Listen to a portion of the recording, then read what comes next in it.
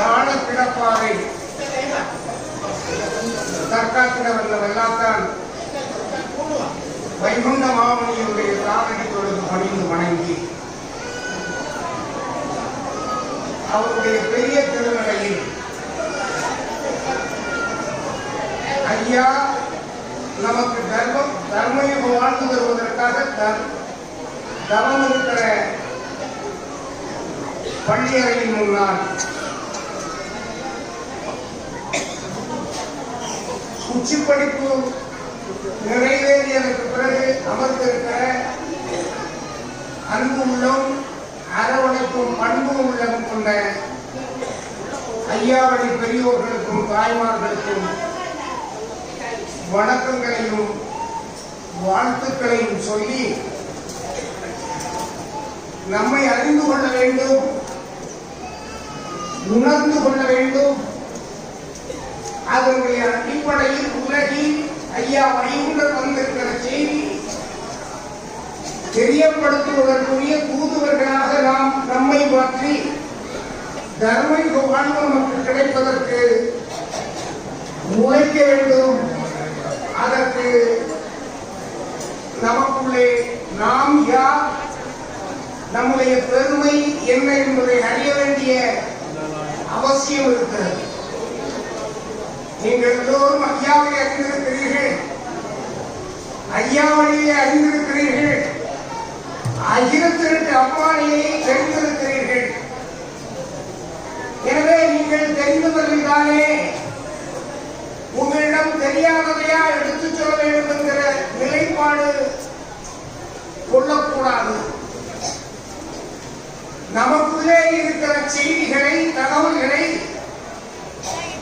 ஊரறிய செய்வதற்கு, உலகறிய செய்வதற்கு,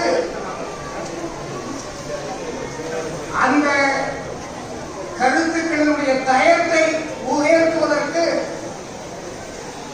நாம் எடுக்கிற முயற்சிதான் இது. அதற்காகத்தான் கருத்து பரிமாற்றம் அவசியப்படுகிறது என்பதையும் நான் எடுத்துச் சொல்வதற்கு கடமைப்பட்டிருக்கிறேன். நாரணம் வைகுண்டமாகி நாட்டில் வந்த அன்றே காரணமெல்லாம் ஆச்சு, கலியுகம் அழிந்து போச்சு. பூரண வேதமும் ஆகமங்கள் சாரமும் கெட்டு போச்சு. சதாசிவம் வைகுண்டமாச்சு. சிலர் கேள்விகளை எழுப்புகிறார்கள்.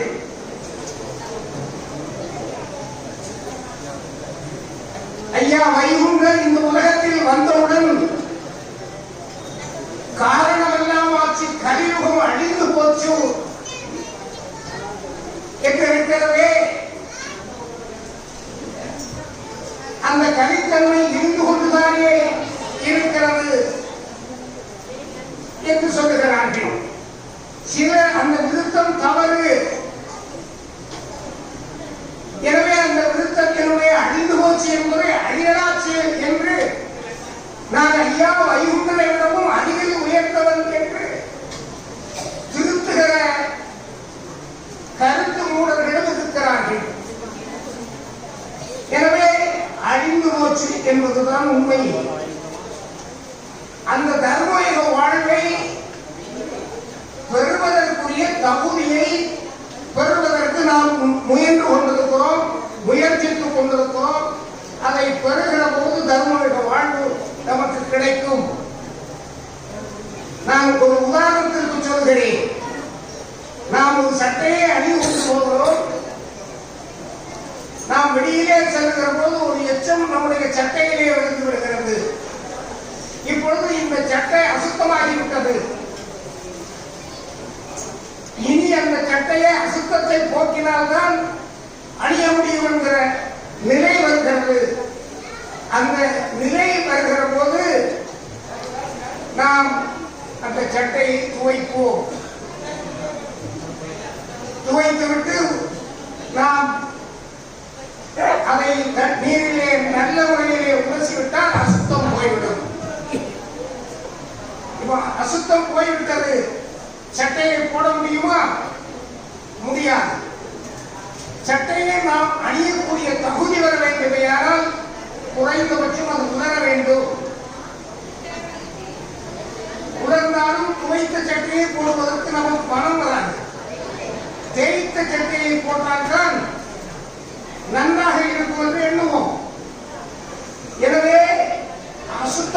இருக்கிற சட்டையை துவைத்து வைத்திருக்கிறோம்.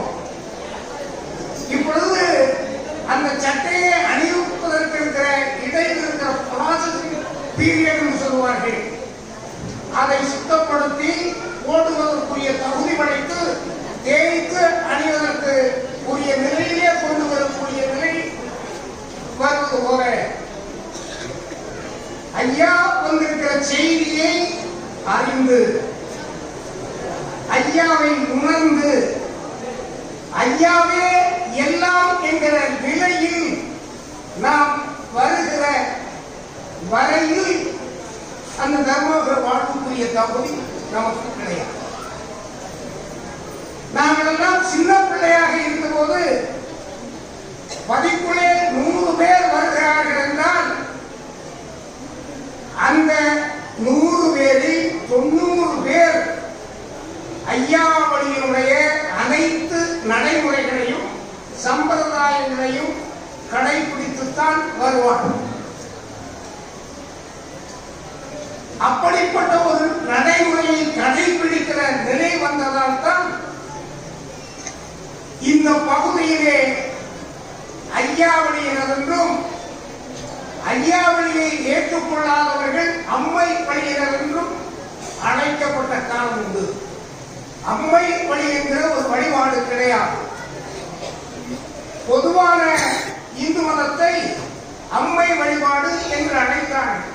ஏன் அழைத்தார்கள் என்றால் இந்த பகுதியிலேதான் ஐயாவினுடைய திருவருகைக்கு பிறகு வைகுண்டர் வழிபாடு என்று சொல்லுகிற ஐயா வழிபாடு என்று வந்து ஐயா வழியினேதான் அழைக்கிற நிலை வந்ததற்கு பின்னால் தான் அந்த நிலை எடுக்கப்பட்டது என்பதை நாம் அறிந்திருக்கிறோம்.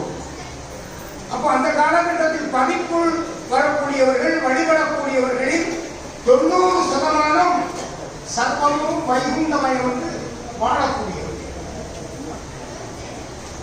நான் 76 வழக்கறிஞராக வந்தபோது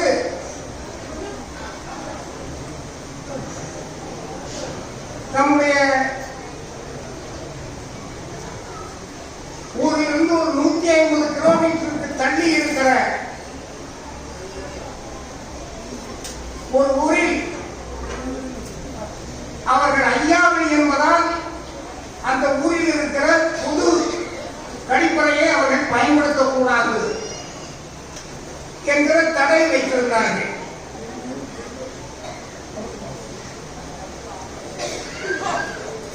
அந்த தடையை வைத்த போது இப்படி ஒரு பிரச்சனை இருக்கிறது. உங்களுடைய தாத்தா காலத்தில் சுவாமிகளிடம்தான் சலவை தொழிலாளி வந்து ஐயாவளி மக்களிடம் சலவைக்கு துணியை எடுத்துக்கொண்டு வந்து சுவாமிகளுக்கு வந்து இங்கே துவைத்து திருப்பி அங்கே கொடுத்து கூலி வாங்கி கொண்டிருந்தார்.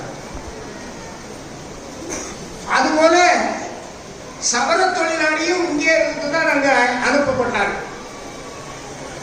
அப்பொழுது நான் போய் அங்கே இருக்கிற இன்ஸ்பெக்டரிடம் பேசினேன்.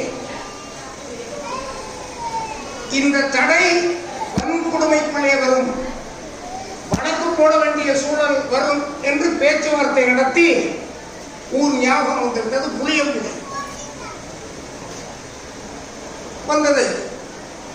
அந்த அளவுக்கு அங்கே ஐயாவளி என்று ஒரு 10-15 குடும்பத்தவர்கள் வாழ்ந்தார்கள். பல்வேறு கஷ்டங்களை அவர் சந்தித்தார்கள். ஆனாலும் அந்த வழிபாட்டை அவர்கள் விட்டுவிடவில்லை. சில காலத்திற்கு பிறகு சொல்லுவார்கள், ஊருடன் சேர்ந்து வாழ வேண்டும். இந்த ஆள் வரி கொடுக்காது, நான் ஐயாவளி நடைமுறையில் எல்லாம் வாழுவேன், நீ வரி தரலன்னா உனக்கு எங்களுடைய உரிமைகள் கிடையாது என்று மறுக்கப்பட்ட போது ஒரு 150 வருடங்களுக்கு முன்னால் இங்கிருந்து ஆள் போய் அவர்களுக்கு உதவி இருக்கிறார்.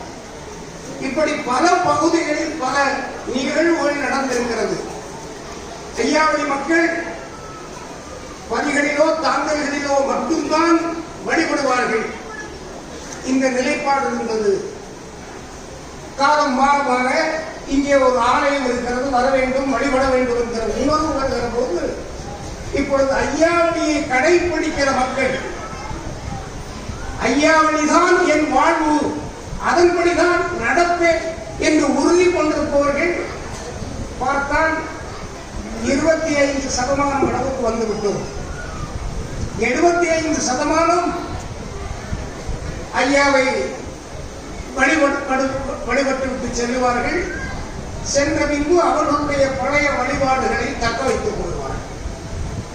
நாம் ஐயாவை மட்டுமே வழிபடக்கூடியவர்களை ஐயாவை என்றும், மற்றவர்களை அவர்கள் அந்தந்த கடவுளை வழிபடுகிற போது அந்த கடவுளினுடைய பக்தர்கள் என்று அழைக்கப்படுவது போல நமக்குள்ளும் இரு பிரிவு இருக்கிறது. ஒன்று ஐயாவளியினர், மற்றொன்று ஐயாவினுடைய பக்தர்கள் என்று சொல்லுவோம்.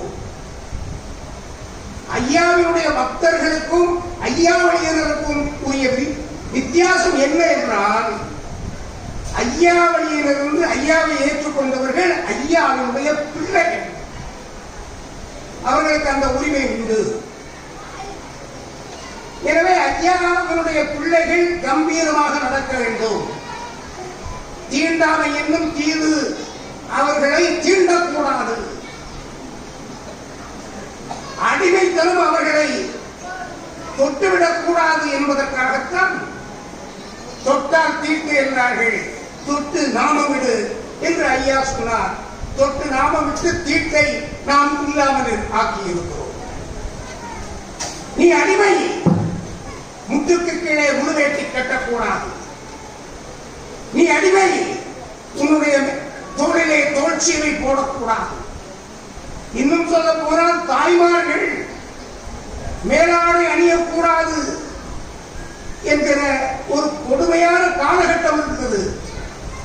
உங்கள் போட்ட தோல்சியை போடாது என்று அடித்தானே சிவனே ஐயா என்று அருளிலே வருகிறது.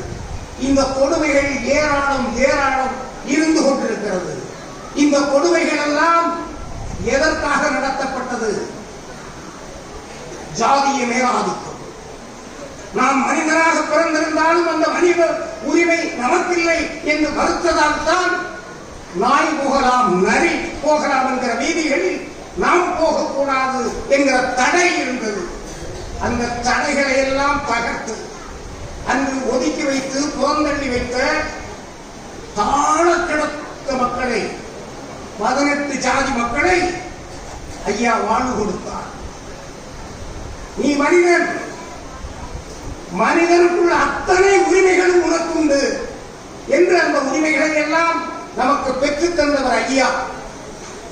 இன்று எல்லோரும் பேசுகிறோம் சமத்துவம், சம உரிமை, சாதிக்கு ஒரு நீதி இனி கிடையாது, சட்டம் அனைவருக்கும் பொது என்று சொல்கிறோம். அத்தனையும் இந்த உலகத்திற்கு அறிமுகப்படுத்தியது ஐயாவுடைய போதைகள் தான். எனவே ஐயா நினைத்தது இன்று நிறைவேறிக் கொண்டிருக்கிறது. இது நிறைவேறிக் கொண்டிருப்பதால் ஜாதிய கொடுமைகள் இல்லாமல் ஆகிக் கொண்டிருக்கிறது. அங்கொன்றும் இங்கொன்றும் நடக்கும், அது தடுக்க முடியாது. காரணம், ஆண்டாண்டு காலமாக பழக்கிய அந்த பழக்கம் நம்முடைய இதயத்தை அது ஆக்கிரமித்துக் கொண்டிருக்கிறது. அதை விடுவிப்பதற்குரிய காலகட்டம் வரும்.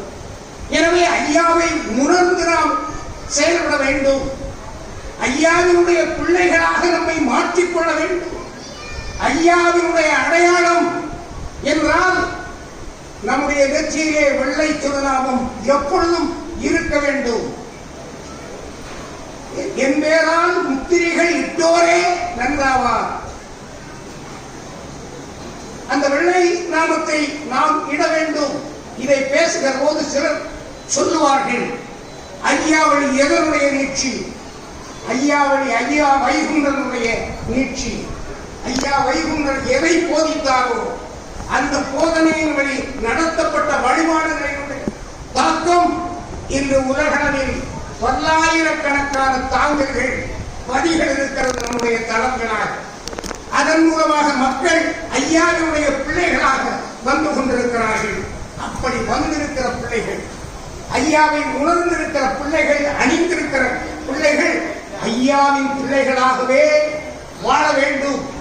அப்படி வாழ்ந்தால்தான் தர்மயுக வாழ்வு நமக்கு கிடைக்கும்.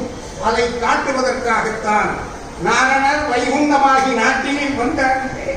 காரணமெல்லாம் ஆச்சு, கலியுகம் அழிந்து போச்சு, பூரண வேதனூர் முன் ஆகமங்கள் சார்பும் கெட்டு போச்சு, சதாசிவம் வைகுண்டமாச்சு. ஐயா வைகுண்டர் முப்பொருளும் ஒரு பொருளாக வந்திருக்கிறார். ஐயாவுக்குள் எல்லாம் நிறைந்திருக்கிறது. எனவே ஐயா வைகுண்டரை வழிபடுகிற போது முழு நிறைவு, ஏக பரம்பொருள் ஐயா வைகுண்டர். எனவே பிரித்து வழிபட வேண்டிய அவசியம் இல்லை. ஐயாவை வழிபட்டால் எல்லா இறை சக்திகளுக்கும் ஐயாவுக்குள் அடக்கம் என்கிற நிலைப்பாட்டை எடுத்துக்கொண்டு வைகுண்டருக்கே பதவி வாடுவோம். நான் அடுத்த வரியை சொல்லவில்லை, வைகுண்டருக்கே பதவி வாடுவோம். ஐயா கண்ட தெய்வம் கோயில் என்று கையெடுக்க வேண்டாம் என்று சொல்லுகிறார்கள். அடுத்த வார்த்தையை சொல்ல விரும்பவில்லை. உணர்ந்து கொள்ளுங்கள், தெரிந்து கொள்ளுங்கள். சர்வமும் வைகுண்டமயம் என்று வாழ்வோம், வெல்வோம் கலியை. அந்த வகையில் நாம் வாடுவதற்கு நாம் உறுதி எடுத்துக் கொள்ள வேண்டும் என்று கேட்டுக்கொண்டு, வருகிற வியாழன் காலை 9 மணிக்கு கார்த்திகை மாதம் 27வது நாள், அகிலத்திரட்டினுடைய உதய நாள். அது வழக்கம் போல தலைமைப்பதியிலே காலை 9 மணிக்கு கொண்டாடப்படும். வாய்ப்புள்ளவர்கள் எல்லாம் வாருங்கள், கையிலே அகிலத்திரட்டோடு வாருங்கள். ஐயா இந்த உலகத்திற்கு வேதம் அவருடைய நாளை நாம் உலகத்திற்கு எடுத்துச் செல்வோம் என்று சொல்லி, இன்று ஐயாவுடைய திருநடைக்கு வந்தவர்கள் தங்களுடைய இல்லத்திற்கு செல்கிற போது அவர்கள் நினைத்ததையெல்லாம் நிறைவேற்றித்தார்கள். ஐயா ஐயா என்று ஐயாவுடைய காலடிக்கு வணங்கி கேட்டுக்கொண்டு வாழியே வாழியே வாழியே என்று வாழ்த்தி அமைகிறேன். அன்பு வணக்கம். ஐயா